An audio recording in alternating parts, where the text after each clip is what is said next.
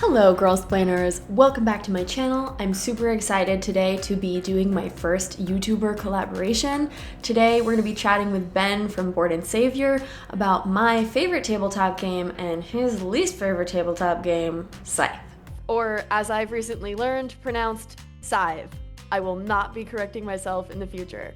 So we're each going to present a couple points and we'd love to hear in the comments which one of us you agree with the most. All right, first of all, I want to thank the panel of judges. Thank you for having me. I'm very excited to get into this and prove beyond a shadow of a doubt that Scythe, which is in fact the correct pronunciation of the game, Scythe is a liar. This game is a trickster. It is a con artist. It might look like a game that offers incredible player interaction, combat, all of these wonderful stompy mechs all over the board. But guess what? Combat is one of the worst things you can do. It is actively discouraged by this game. Player interaction is extremely rare. You've got all of this game dripping with theme, and it's just about doing your taxes. It's optimization, it's efficiency, and it is nothing more than that.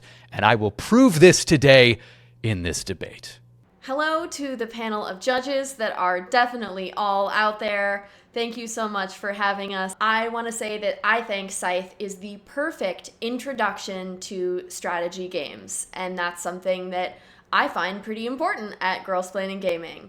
Behind its layers of choice, it's demonstrative of a really clean optimization and engine building concept. There's a really great balance of focusing your advancement towards objectives while also keeping an eye on where your opponents are at, so it's a bit of a race. And Scythe was my first real introduction to strategy board games, so it's really nostalgic for me, and it has stood the test of time to remain one of my favorites, even as I've explored new game styles. All right. I'm interested to hear some pros, because, oh boy, do I have rebuttals. So coming from the Girls Planning Gaming standpoint, I want to focus my points on how Scythe is a great game to learn from in games that you're going to explore moving forward. So first, I want to talk about how it is an exemplary asymmetrical game. So asymmetrical games are where, for any sort of variety of reasons, players will interact with the mechanics or objectives of the game differently. So in Scythe, you all have the same basic objectives. Yeah, there's objective cards that differ, but you all have the same end game goals. A game like Root is going to have completely different play, and all you have similar is the phases of the turn. So the way that Scythe exemplifies this is it has a bunch of different factions, and each faction has different abilities, starting conditions and hexes, and strategies, but they all have the same win conditions and gameplay, so it doesn't get too confusing for someone who's trying to learn about what asymmetrical games do. I also would point out that some of it is randomized with the distribution of the player mats, so there's a lot of combinations to explore. It won't get boring until you play it 50 times, because there's 49 player mat and faction mat combinations, although 2 of them have actually been banned. That would be the Roosevelt industrial pairing and the Crimea patriotic pairing, because they were deemed too legit to quit, and they'd be OP, and you can't play those. Okay.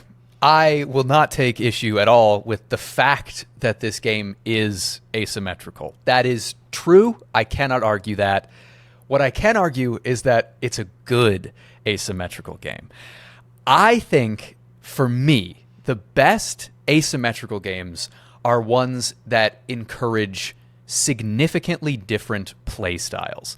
And Scythe is a game that encourages across the board, regardless of which one of the 49 you get, whether it's one of the banned ones or the worst one out there, it always encourages the same play style. What I mean by that is that it is all about figuring out your initial optimized path. You have the best thing that you can do based on your starting location and based on your starting board. Yes, technically, if you play it 49 times, you will have 49 different starts, but they all feel the same. Because if the difference is I'm going after steel or I'm going after wood first, Is it really that different? It's just a different little piece of wood. That's not really all that different for me. And so when I think of a game like Root, which is asymmetrical to the nth degree, where everybody so clearly plays their faction differently, does different things on their turn, wants different things, that I think is what comes to mind for me for like prime time asymmetry. This is a game that I think is kind of asymmetrical in name only. Technically, there's asymmetry, but it doesn't lead to very interesting choices. Yeah, I definitely hear that. And I would just add that I would never even attempt to explain Root to someone who does not play strategy games already.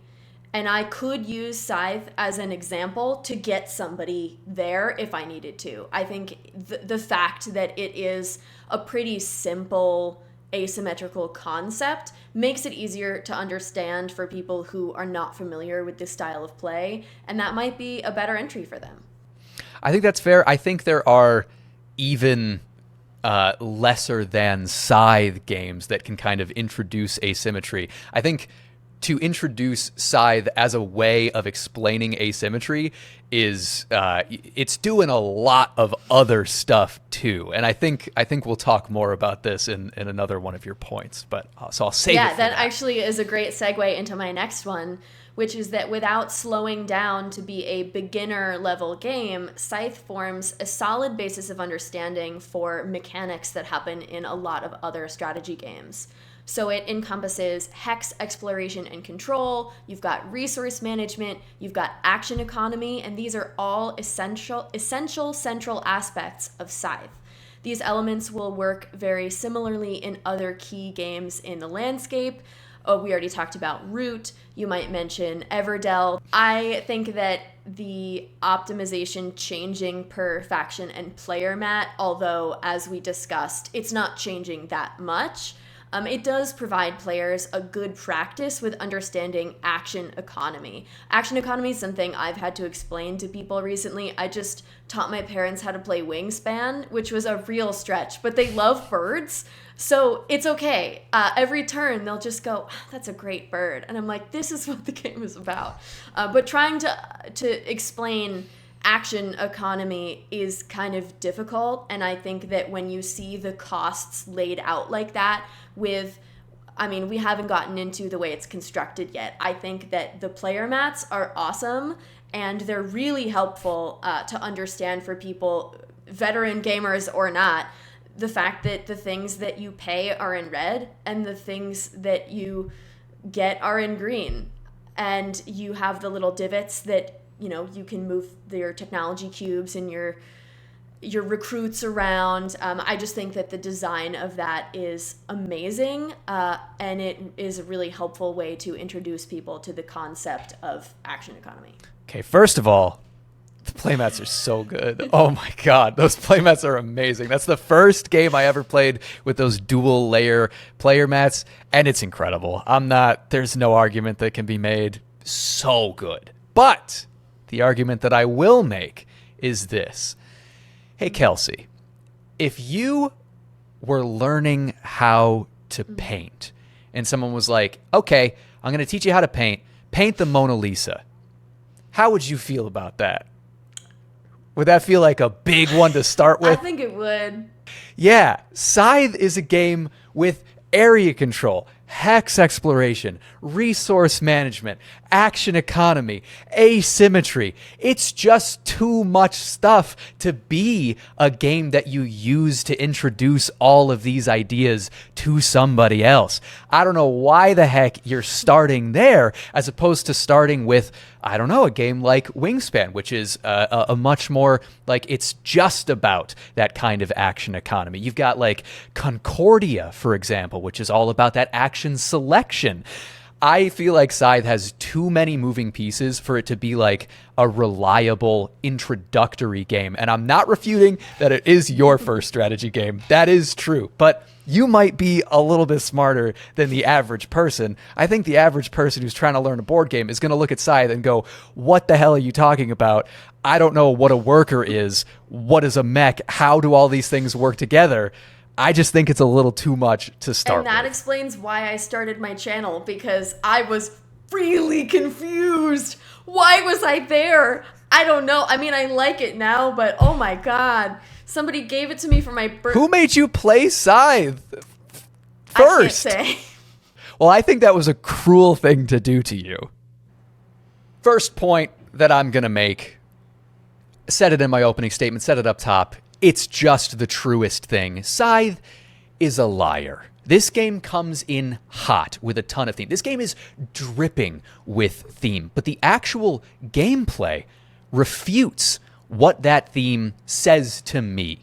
This theme shows you giant mechs. It shows you tigers and bears and, oh my, no lions, unfortunately. I think that this game does not deliver on the promise of its premise. It shows you all of these things that feel like it is going to be a game of interaction, of messing with the other players. But for the most part, you are fairly discouraged from doing any messing with anybody. And in fact, it is a game of kind of staring down at your little player board and figuring out the best path forward for you.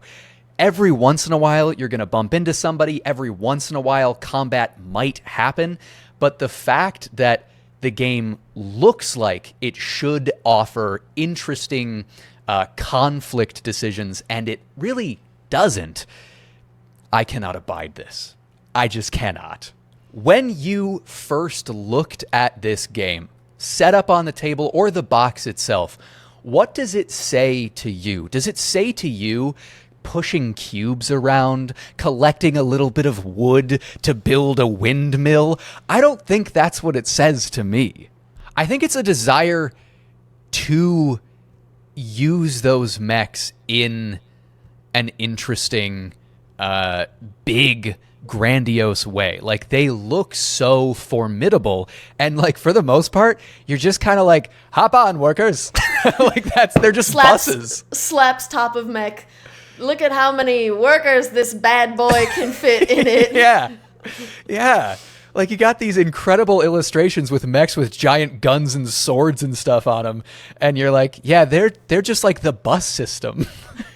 When I'm looking at the box, I'm first seeing, you see those impressive mechs, but you see them protecting a bunch of workers. I mean, you got to look at the whole picture. I don't really think the theme is all about this big clash, and I don't think it has to be, because it does ring really true to that theme of protecting your own and making decisions for your faction. I would also like to point out that one of the factions is actually very combat driven, and it can often win the game quite easily that way.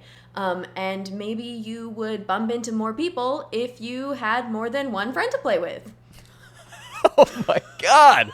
Called out. Absolutely.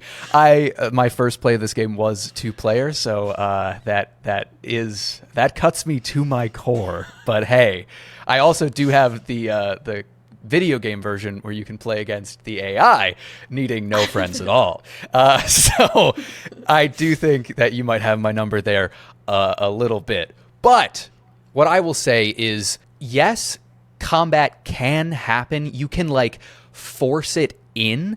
I think I take issue with the amount that it is discouraged. Like, it's a part of the game, sure, and there is a faction that it is less discouraged for, but the fact that they built in rules where it's like, yeah, you can fight, but in the rulebook itself, they're like, but you probably don't want to. It just feels like the game itself is at odds with what it's trying to do. It's showing you, yeah, combat is in this game. It's pretty fun to do the fighting, but, ooh, you don't want to. It's a bad idea a lot of the time. Yeah, I think at least they were honest about it in the rulebook. Credit to Stonemaier Games for being honest about literally everything. They do say, you might not want to do it. One more point on the thematics of that, though. I mean, think about the history. This is in kind of 1920s-ish, kind of a European vague theme. And if you think about what was happening at that time, maybe they could have used a little, you might not want to fight about it. But I guess no one's trying to teach a history lesson with a not war board game. So there you go. Yeah. I will say just the last point for this is if they had mechs back in World War I times, that's the kind of story that I would want to see the combat. I would like kind of root for warfare, and I never do that. I am anti-war, peace all the way. But hey, if you've got like a big old mech that's got scythes on its hands, you want to see it slice into something. You just want to see it. All right. I'll take it away. Okay. I fully recognize that there are people out there who like what Scythe truly is, that it is a game of optimization, of minimal player interaction, minimal conflict. My issue is one of perception. It is not that the game that it is not a solid game. I think it's actually pretty all right. Scythe is like a 6 out of 10 for me, maybe a 6.5. I think it's a little bit overhyped, to be fair, but my issue is not with the game that it is. It is with the game that it appears to be.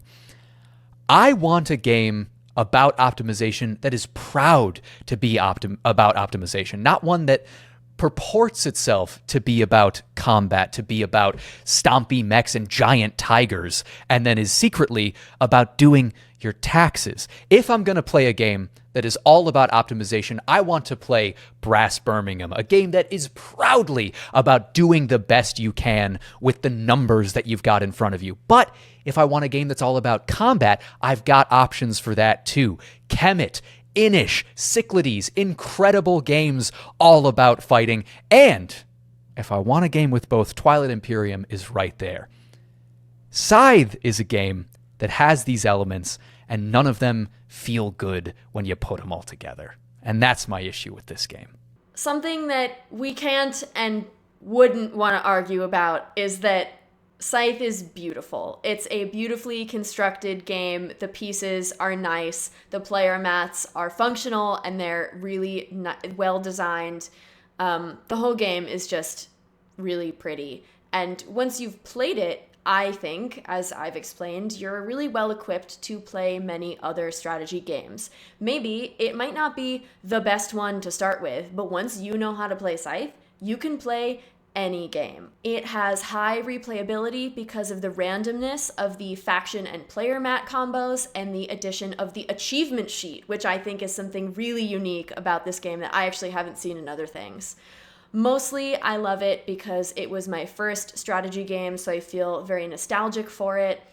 But lastly, I want to say Scythe is a perfect game for those of us who were picked third to last in gym class. With de-emphasized combat, the strategic, agile, and quick will come out on top. I love this as a game where I can be competitive but not feel emotionally at odds with my opponent, win or lose, because it's more about what I can accomplish for myself rather than what I can accomplish against you. Let me just throw this out there. Do you think I wasn't picked third to last in gym class? Come on. Well, that just about wraps up our debate for the night. Thank you so much to Ben from Board and Savior for chatting with me about this. Please let us know in the comments who you think won. You can say him, you should say me, but either way, interact, give us a like and a subscribe, go see Board and Savior. I know that those countdown and ranking videos have shown me a lot of new board games that I had no idea existed. So if you want to learn about some really cool tabletop games, go on over there and check it out, and we'll see you next time.